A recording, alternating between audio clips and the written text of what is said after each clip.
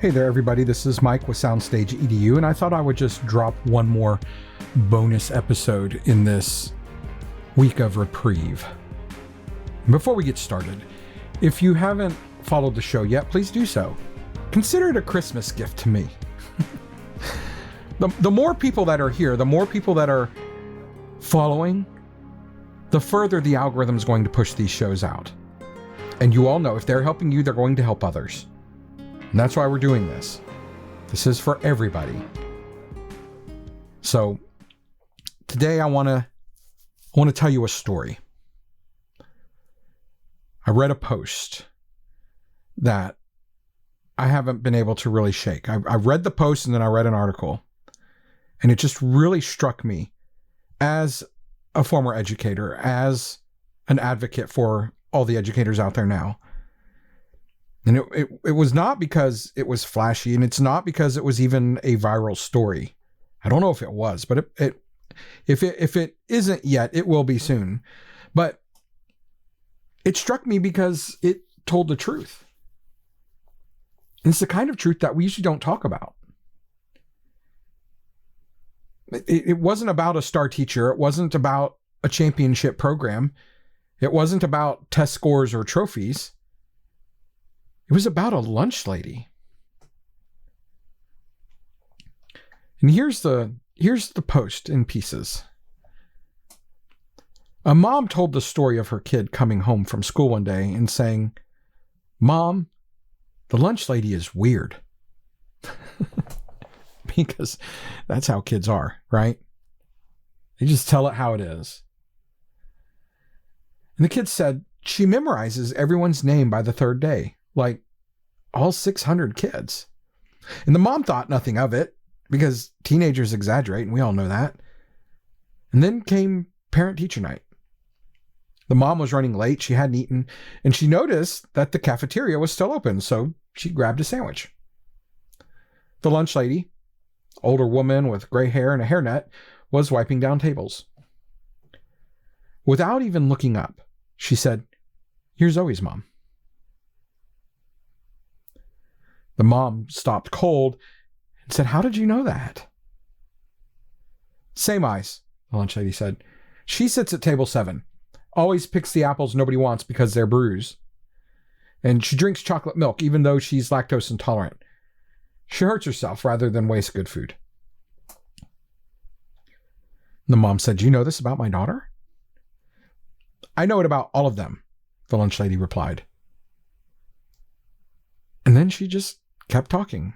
Not to the mom exactly. She just was talking. "Marcus, table 3, his dad left last year. Always takes double servings on Fridays because there's less food at home on the weekends. Jennifer, she counts calories out loud to punish herself. And Brett throws away the lunches his mom packs because kids make fun of the ethnic food. But he's starving by 6th period. Ashley's parents are divorcing. She stress eats in the bathroom." And the mom finally asked, "Why are you telling me this?" And for the first time, the lunch lady looked up. "Because you're all at parent-teacher conferences talking about grades," she said. "And nobody is talking about this. About who's eating, about who's not, about who's hurting." So the mom asked, what do you do about it?" And the lunch lady said, "Something that should stop every one of us in our tracks." "What can I do?" she said. "I'm the lunch lady. So I make sure Marcus gets extra servings without asking. I tell Jennifer the calorie counts are wrong. They're lower than what they actually are. I pack Brett containers of his mom's food labeled as cafeteria leftovers so he can eat without shame. I bought Zoe lactose-free chocolate milk with my own money and told her we were trying a new brand." And the mom said she felt like she'd been punched. So she asked, "Does anyone know you do this?" And the lunch lady said, "The kids who need to know, know. And that's enough." The mom went home and started asking questions, and her daughter confirmed everything. Yeah, she said, Mrs. Chen just sees people. She stopped my friend from something really bad. She helped when nobody else noticed. Mrs. Chen had worked at that school for 22 years, made $14 an hour. She knew the story of every struggling kid who came through her lunch line. She never reported it, never made it official, never asked for credit. She just adjusted portions, swapped items.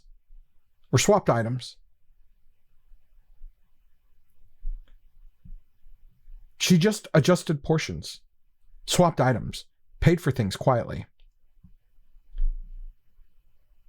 Last year, Mrs. Chen had a stroke. She had to retire. And the school did what they needed to do. They hired someone new who was efficient and fast, didn't learn names. Within 3 months, the guidance counselor's office was flooded. Kids were breaking down, crying, unraveling, and nobody could figure out why. Until one kid finally said it. Mrs. Chen knew when we were drowning, the kid said. She threw life preservers disguised as extra tater tots. And now, nobody's watching. So, the school brought Mrs. Chen back, part-time. Not to serve food, but just to be there. And they called her position the Student Wellness Observer. She's 68 now, walks with a cane, can't lift the heavy trays anymore. But she still memorizes all 600 names by the third day. She still knows who needs what. And still saves kids during lunch periods, while everyone else is just serving food. The mom's daughter graduated last month. In her graduation speech, she thanked Mrs. Chen. Some people teach math, she said. Some people teach history. Mrs. Chen taught us that being seen is sometimes the only thing standing between surviving and giving up. The entire cafeteria stood up. And here's why I'm telling you this. Because this story isn't really about a lunch lady. It's about the people in schools and programs whose job descriptions don't mention the thing that they actually do. Sure, some of us may be teachers. Some of us may be tech directors, band staff, theater mentors, booster parents, volunteers. But our real job? Our real job is noticing when these kids of ours are drowning. We think we teach music, or marching technique, or lighting cues, or sound design, or choreography. But if you've been in this world long enough, you know better. You know that kid who never eats before rehearsal. You know the one who stays late just to avoid going home. You know the student who jokes so loudly that nobody hears the silence that's underneath. You know the patterns. You don't need a report. You don't need a form. You just see them, right? Most of these systems out there are built to measure performance, academic rigor, academic compliance, not the pain that they're growing up with. Grades are tracked, attendance is tracked, scores are tracked, but being okay? That only exists if someone is actually watching.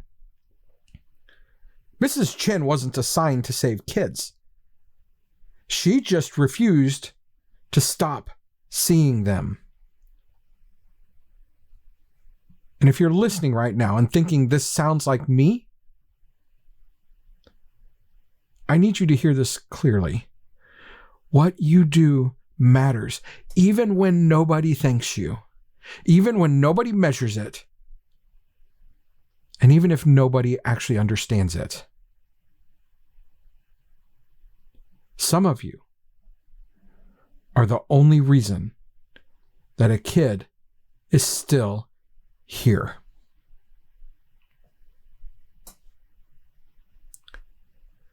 Yes, some people teach math, some teach history, some teach music, some teach theater, some teach how to march in a straight line or hit a light cue on time.